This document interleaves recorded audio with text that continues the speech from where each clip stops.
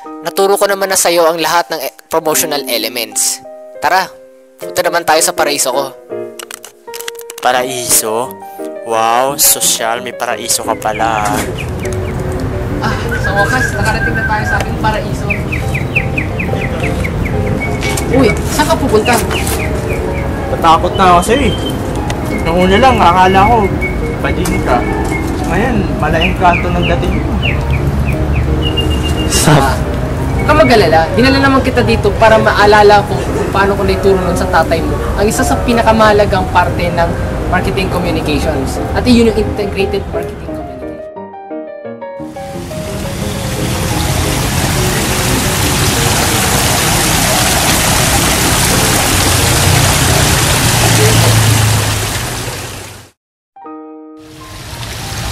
Hindi sapat na malaman mo kung ano ang advertising, direct marketing, sales promotion, and public relations.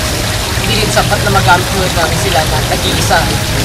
Kaya itong purpose ng integrated marketing communications, ang mapag-isa sila at magamit mo para maging mas effective pa ang kanilang kalalabasan. Kung gustuin mo, pwede kang mag-advertising sabay nag-sampling ka gamit ng sales promotion o di kaya ibang public relations rin para malaman.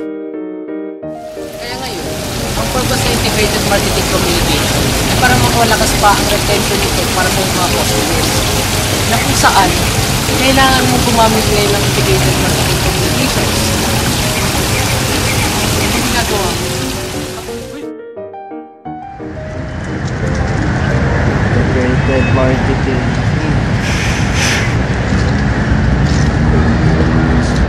Advertising.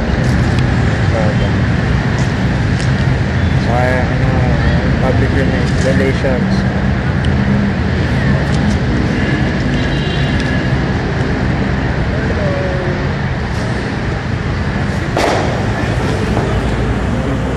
Mark? Mark?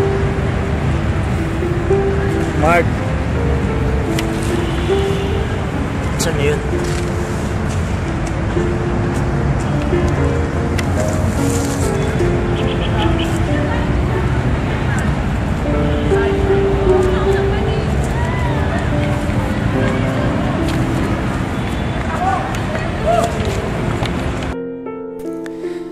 Al, sa oras na mabasa mo to, ay nasa malayong lugar na ako.